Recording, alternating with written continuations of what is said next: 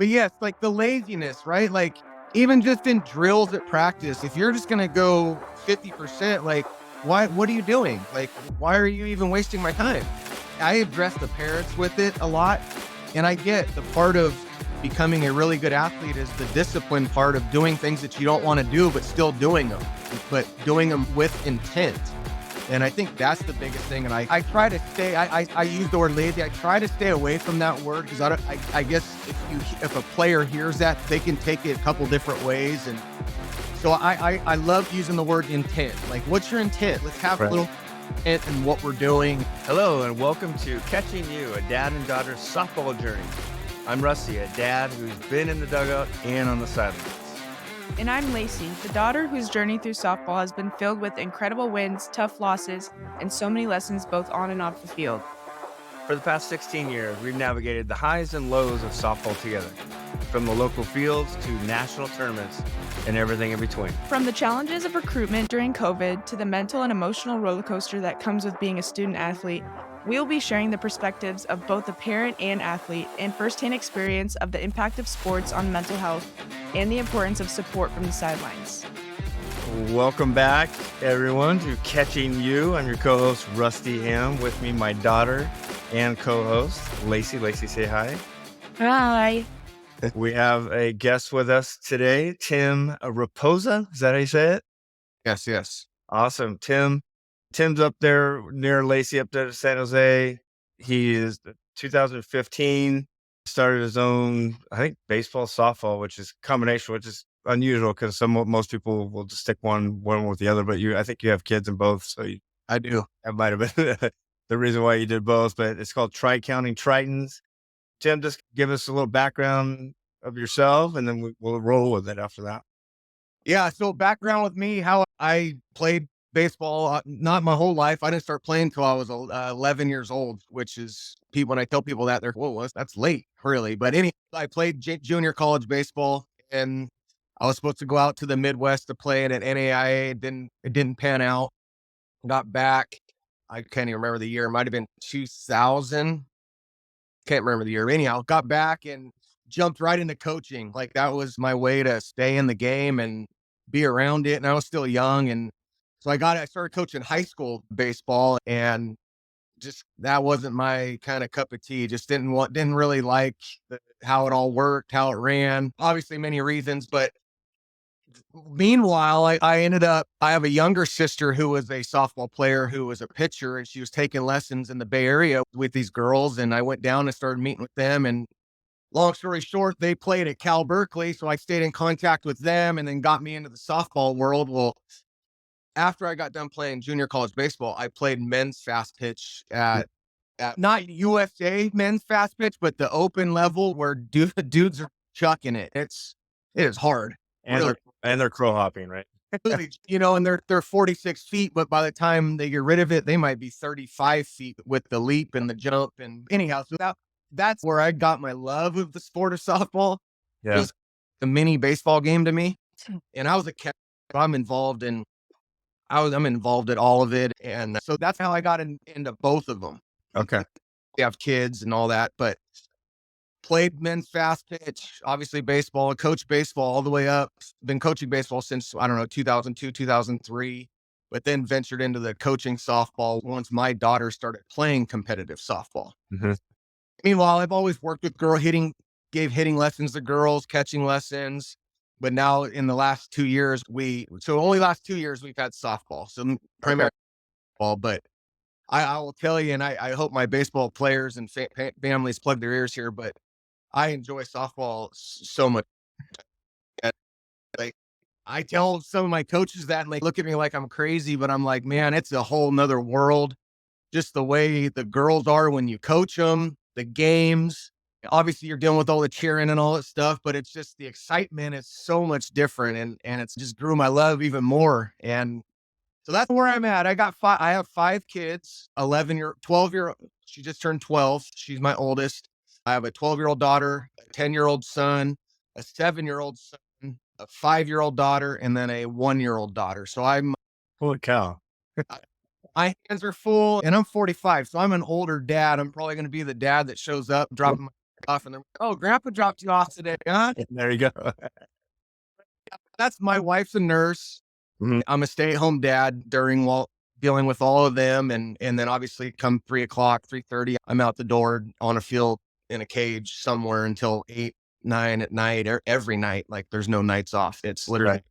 and obviously you guys know on Saturdays and Sundays, we're traveling somewhere. We're going, we're Yes, you are. build somewhere at bright and early and getting home late. So I had to start right after. yeah. When you talk about your the baseball players, maybe your ex players, and that's fun. What they thought of you then, and then what they think of you now. Kind of Oh, it's funny story about that. it's night and day. And to reflect on that is when I first got out of playing junior college, I wanted everything done perfect. Everything had to be done perfect. Basically, like I said, like a drill sergeant. And this was 20 years ago. And so a lot different now and dealing with the kids, but I didn't let anything go at all. Like it was my way, or if you didn't like it, then see ya. And that's what's changed a ton. And obviously having 5 kids now, but now all my former players, and they're all boys, they're young men. They come out and they'll watch me coach, even our younger boy teams. And they're like, who's this guy? He's not even barking at anybody in the dugout. He's like, and it's just funny because now they call me more like the softy now, and Right. more so. And not that because at practice, I get after everybody, boy or girl. If we're not doing things right, I'm after you. I'm not going to let you just skate through practice. So I am still hard on them at practice, but Right. it's just funny when old players just come back and they're just wondering, you okay? But once I had kids, honestly, I really think about what I say now and realize, and almost every time I always think about, would I want somebody yelling at my kid and saying that? And not that it was out of line. It's just a constant on you and barking at you. And don't get me wrong, like I'm okay with people barking at my kids and making sure they're doing things right. But it just made me sit back and think, man, like kids, how the heck are kids going to perform if I'm down their throat every freaking Yeah. second? And that's what's changed. And obviously we all know, like nobody's trying to make mistakes. And I think that's the biggest thing from my early years to now is realizing like nobody's perfect and you're going to make mistakes. Not that I didn't know that early, but I would get so fired up when the smallest things would happen. Right. And now I'm like, okay, big deal. Like we're moving on. We're flushing it. Like it's over. So Right. those two things, those are some changes that I've made. And obviously it is obviously you have to change. Coaches have to change with the times and the players and, Right. find how kids learn and which way they learn. And when you can tap into those learning, the way they learn and how they're going to excel at the way, either see it, do it, hear it, whatever. Yeah. Then light can go on and progression can climb that hill. But it's pretty Yeah. fun. That's I all the time. Are you okay? all right. Are you the same person? That's funny. Well, that makes me feel good that I've changed because you have to change as coaches. Like you can't just be one way. Like for a period of time you can, but things change, things evolve. Like you have to be able to adapt and change. So I Right. guess that's positive for me. Yeah. Yeah. And But Lace would always, I'm not walking people on purpose. She always- yeah, absolutely. That's the same thing. Like I tell parents and to be now in my own travel, like not that we don't want the best players. Of course we want the best play, but our group, our parents, they're all bought in what we do and what we teach. And it makes that things easier. But back to like my parents know, like, I don't deal with the stupid stuff. If you're barking at your kid from the stands, like if I look over at you, you better be quiet because that ain't Yes. not helping. They're already trying to do it for me, let alone mom and dad in the stands. Yeah. Lace, similar, right? Lace, Coach Chris, it's very similar. 10U. He was, they missed a ball, run. Yeah. They were constantly running because they were dropping balls there. I don't know if Lace, you want to touch on like what those practices were like. Yeah. I actually was on a call with him the other day, very long call, and he just called me out of the blue, and we're still pretty close to this day. Yeah. After my team, after 12U, the organization takes certain girls to like the higher up teams, and they were taking from that team, from his team. And after that team disbanded a little bit, everyone was like, he's so different now. He's not as hard on anyone. He doesn't make them run after a mistake. We had a thing called 7 innings, and we would run the equal amount of what it felt like to be like playing 7 innings, like back to back to back. So yeah, and that was our punishment usually. Or there was a hill and we would run up the hill anytime he felt like we were slacking. Yeah, it's definitely so different now. I can see it in travel organizations. Some organizations, maybe like Corona Angels, it's probably the same. They have Hell Week, which is, I never got to experience that. But I can see it now how times have evolved where you have to just be like one on one with your player, develop a relationship with that player and not be, I don't know, like you said, down their throat all the time because that just adds to the pressure. It And does. I mean, there has to be a happy medium that if you have no pressure on the player, then there's no motivation to go perform. But if there's too much, then that causes a lot of anxiety and a lot of weight on a player's mind. Times have definitely changed for sure. Definitely. Yeah.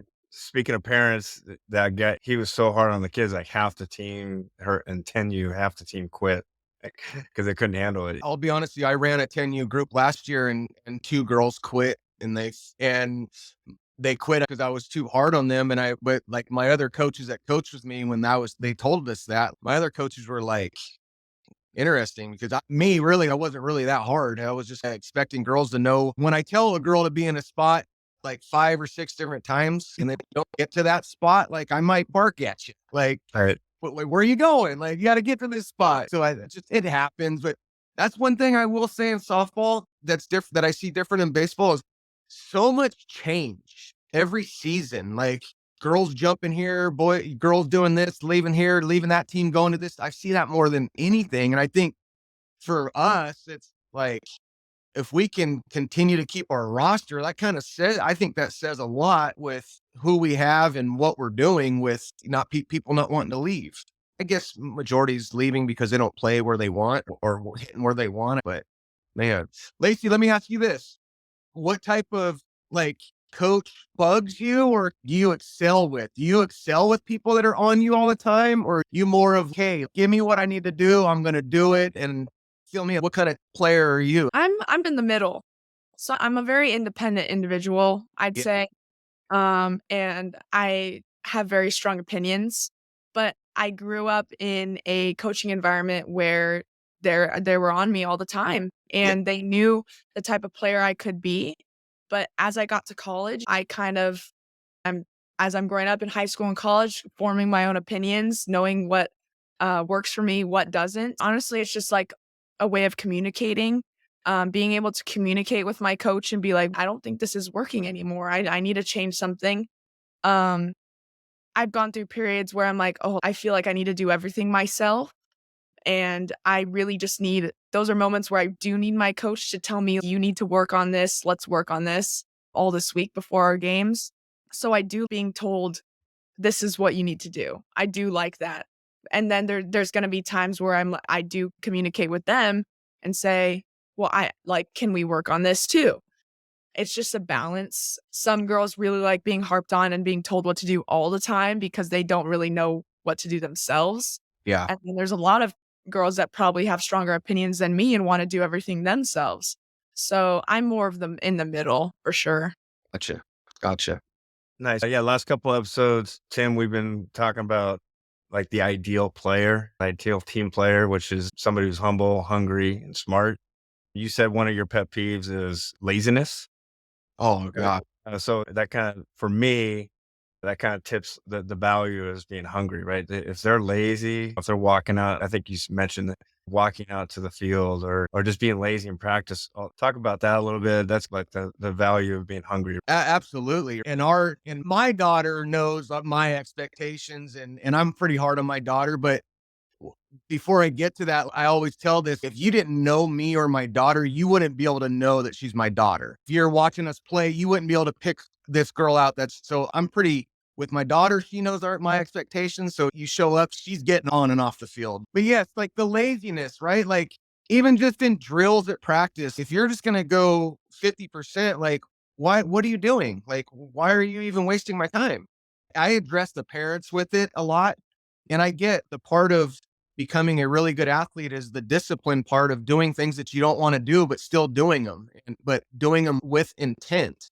And I think that's the biggest thing. And I try to stay, I use the word lazy. I try to stay away from that word because I guess if a player hears that, they can take it a couple different ways. And so I love using the word intent. Like, what's your intent? Let's have a Right. little intent in what we're doing. And I think you will hear me if the players are walking on the field. I Oh, guarantee yeah.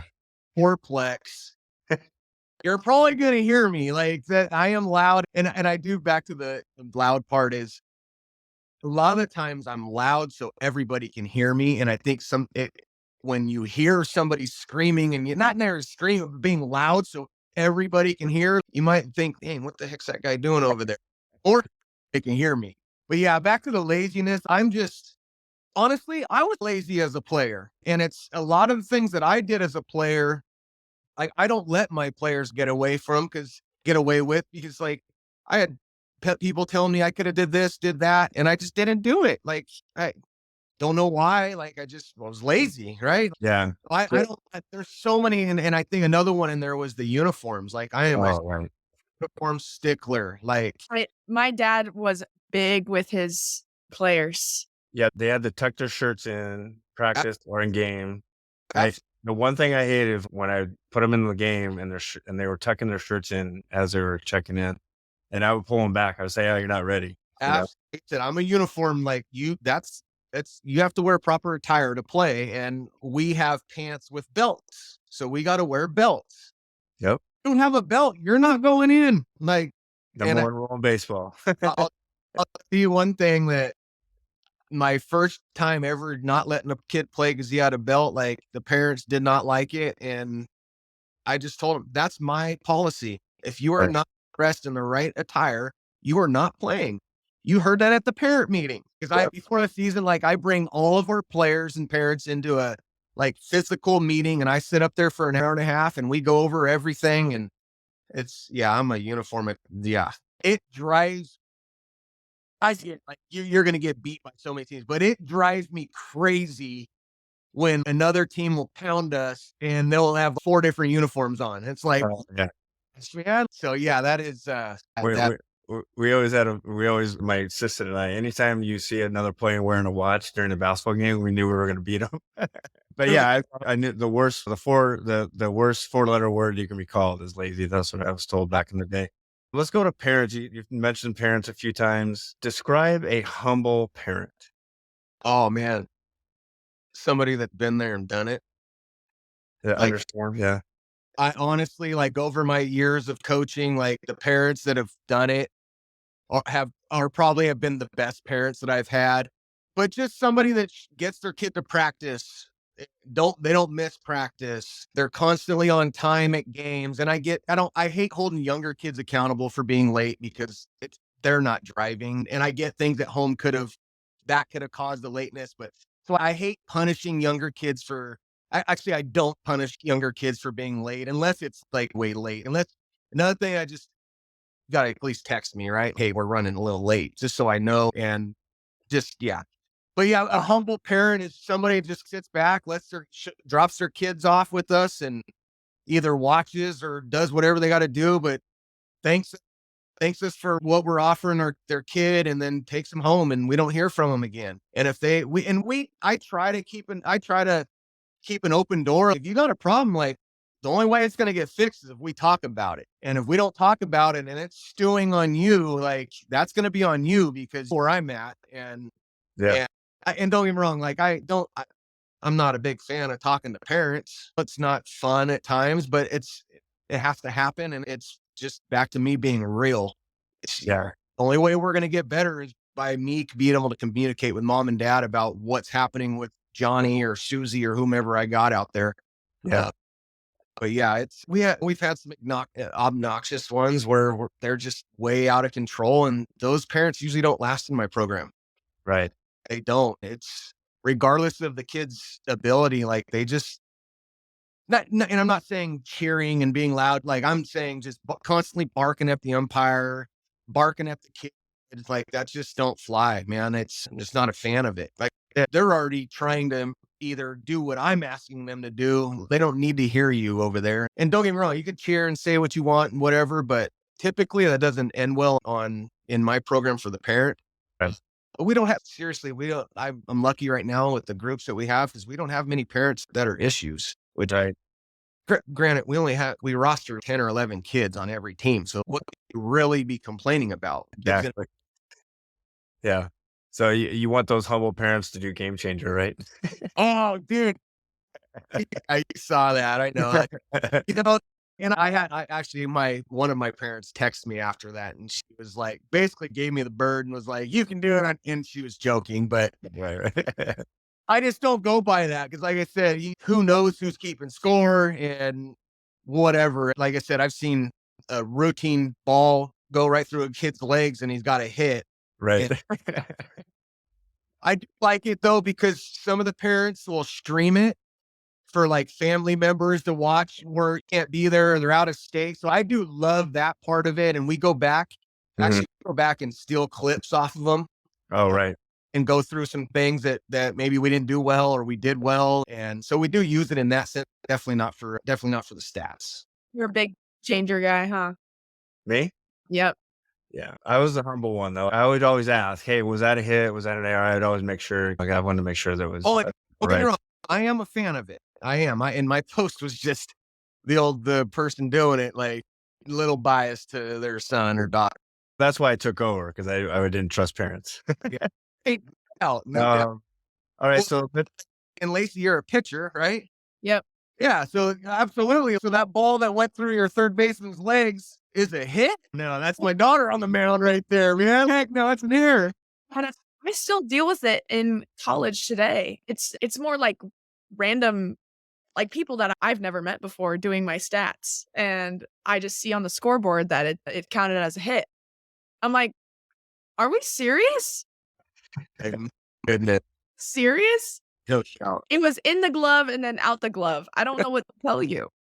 No doubt. Oh Yeah. man.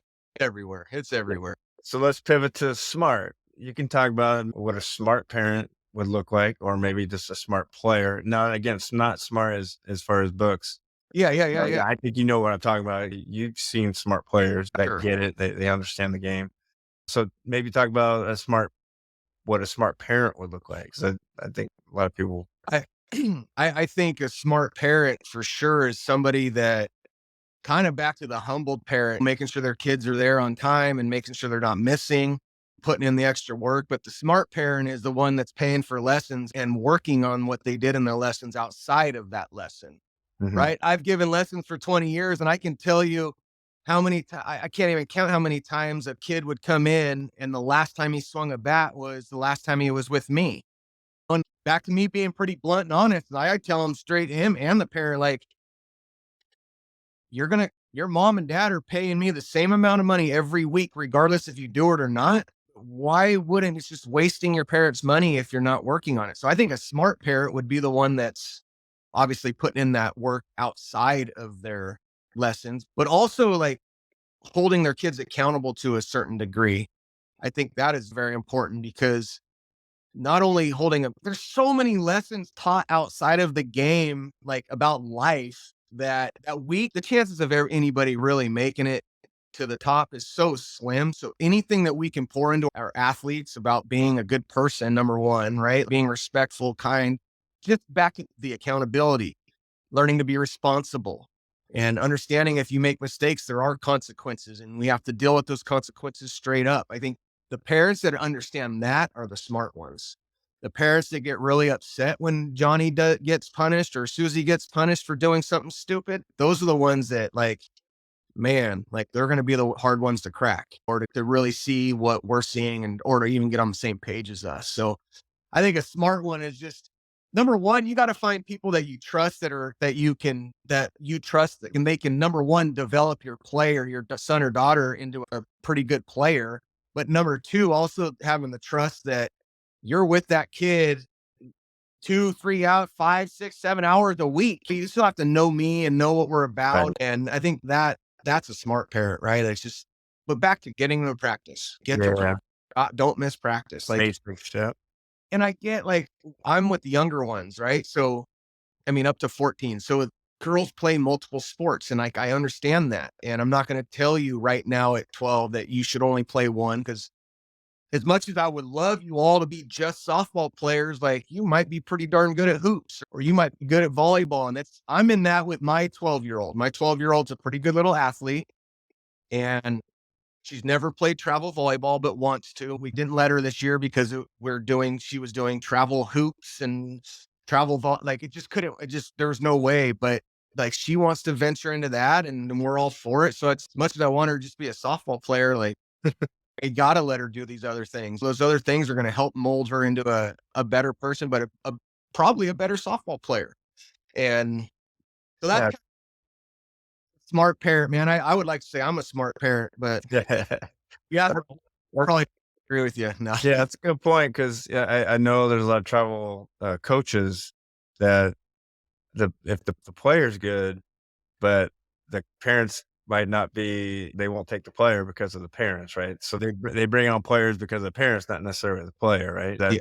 similar to I was coaching baseball. I wasn't with the Tritons. I was with another organization, and we were running a college developmental program, and we had some dudes. There's 2 guys on our 16U team that are in the MLB right now. Uh, but one kid on our team, Division I player, his dad was just out of control. Like, you call a strike on his kid, he's mother effing it. You strike him out, he's giving you the bird. Like, dude lost his scully. Like, I hear stories like, but I actually seen this like with my own. They yanked scholarship because dad was being an a-hole, but not just that one time. It was obviously just over and over. They didn't care. The kid, there's a million of you out there. I'll go get another one, like with the parent that's going to not be like you. And I saw it coming, but I was like, wow, like that does happen. So it was good for me to see that, because now I relay that to all my parents. You want to be that parent? Not a good idea. Wait, yeah, it's not your parents, like your kid's not gonna go very far. Go ahead, Lace. The scholarship thing from like the player's perspective, whenever we're playing on like tournaments or anything like that, our coaches would say, and like college coaches would come out and watch ever since I was 13 years old. So yeah, we're taught, don't go on your phones. Like, yeah, there's no reason you should be on your phone while you're at a tournament. If we're on a game break, you're sitting down with your teammates or your parents, like getting the big one though was, I clearly remember like getting like at a concession stand, like the snack bar. College coaches would see how you treat your parents. yeah. Just like a simple conversation with mom and dad that turns out to be like a little disrespectful in the coach's eyes, they're automatically crossing you off their list. Great point, man. Yeah. So I just remember not being on my phone ever, just being kind, respectful to Yeah, the concession stand people. You never know who's around. yeah. And just like sitting around with my teammates or my parents and just like waiting for the next game to come on Yeah. and making sure you're ready. And absolutely. And from their eyes, if you can be disrespectful to your mom and dad, why the heck would you not be disrespectful to anybody else, right? That's how I would take it if I was scouting. Jeez, unfortunate. It's unfortunate, but that's how it is. Yeah. And I don't know if you guys, Bird Dog used to report to the area scout. So I would bird dog a little bit I did it for about 3 months. When I got back, I forget where I was at, and I came back, and my buddy is one of the head guys for the Red Sox, and same thing. He would tell us all these things. The things that they're watching, so many things that doesn't even have to do with the baseball game, other than seeing how you're performing out there. And man, you're right though. Like that's so important, just to be respectful. Like, it's a simple disagreement with mom or dad could turn into something bad. And Exactly. they might not even know the context of what was being said. They're just reading body language and attitude and all that. So great point. Yeah. Awesome. Tim, it was great having you on. Great conversation. If someone wants to get a hold of you, I don't know if you have an email. I know you have a website that they can try out, or I think I on TikTok. So if you want to do that as well, how can they reach you if Yeah. someone gets a hold of you? My website is tctsports.com. Mhm.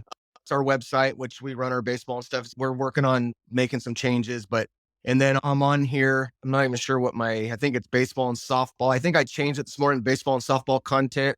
Yeah. And then basically our Instagram is TC Tritons baseball and softball. Okay. But yeah, I appreciate you guys, man, having me on. That's awesome. I love what you guys do. I watch them all, and Thank you. I'm a fan now, and I'm going to try to get up to you guys and watch you guys play. And I don't know. I'm not sure. I haven't looked to see how you guys were doing or anything, but Yeah, we're in conference right now. Yeah. We have a doubleheader on Wednesday. Yeah. What was that? do you guys play every Wednesday? I can look at this. No, we only play one team for a doubleheader, and then the rest are 3-game series during the weekend. So we'll play Fresno State for a doubleheader. Nice. And then we're off to Nevada on Thursday, and then I think we're home the next weekend. Hopefully, we've been away the last 3 weekends. How are you guys doing right now in conference? I think we're 3-3, 3-3, probably in the third or fourth in conference. Where you go? So where you played for? Because I've heard the story. Like you used to play with who? Like all kinds of players. Like when you're young. Like that go to Oklahoma and stuff. Yeah. They're real and raw, Blaze. Yeah, I played with Kinsey Hansen. The Batbusters. Yeah. Yeah, so I play with Tiare Jennings, Kinsey Hansen, Hannah Core, All that. Nicole May. Those are all just on. Brito. Uh, Yeah. Alexa Brito. Now, have you always been a pitcher? Like, I have always been a pitcher. Yeah, and then I made the decision to continue a travel at, I think, like 10 years old between competitive basketball or competitive softball. Gotcha. Yeah. That's awesome. She turned into a PO or for first year 14s. Yeah, they took that bat right out of my hands. That's unfortunate, but that's just those. I'm encouraged to keep hitting. I'd say, no, I'm going to keep hitting. And then I'd encourage that for sure. Yeah, absolutely. Yeah. But I don't have any POs yet, but I tell some of the players, like at some point it's coming. It's coming for sure. I think the biggest thing too is parents and players we can talk about, but they don't really understand how the sacrifices you mom, dad, you all had to make to get to where you're at. They don't understand the work that you had to put in. Like I think those two things are the hardest things for me to express to parents is, okay, you're working out 2 days, 3 days a week, but you want to tell me, they want to go to Oklahoma. Like I had a girl the other day and her mom and dad came in and they wanted to talk with me, and she's 12, let alone 12. And she struggles with you like pitching at a really low level. Right. So she's telling me like, oh, she wants to go to Oklahoma, this and that. And me being real, I just asked like, how many days a week you work out? 2 or 3 days. I'm like, sorry, you're not going to Oklahoma. Like, yeah. We've talked about this before of like how like work ethic and with your lessons too. I recently did, or maybe like a year and a half ago, 2 years ago, I started giving lessons as well, pitching and sometimes hitting. And like you said, the last time they pitched or hit was the week before when we were together, and you can tell. And I asked them, what have you been doing at home? And they say nothing. And I'm like, do you want to continue to be in competitive softball, or do you want to be great, play college softball? And then they say yes. I'm like, it's going to take a little more than that. And that's a good point, because you can say, hey, I played with Tiare Jennings. She can list off all these players that she played with that are at the highest level. This is what they did. If you want to go there, this is what you have to do. A, B, C, D, E, F, G. At 12 years old, me and like they lived a lot closer to our organization's facility. They were there every day for more than 3 hours every single day. Yep. And they wanted to be there. So it's a matter of want. It's a matter of, like you said, intent, hungry, as my dad says. You can tell when girls don't want it, and you just you be real with them for sure. Yeah, absolutely. Absolutely. Great stuff. Yep. Tim, I appreciate you coming on, man. I'm going to keep watching your content. Yeah. Check out Tim on TikTok. He has some real good stuff. I think it's baseball and softball content, right? I think that's how they can find you. All right, man. We'll talk to you soon. Hey, good luck in the rest, Lacey, and I'll check out. Keep plugging away. And Russ, thank you very much, bud. I appreciate it. And keep doing your thing. Yeah, you're welcome. Hang on just a second. We're gonna let it load up. Lace, love you, babe. Love you. Take care. All right, Tim. Take care, man. All right, bud.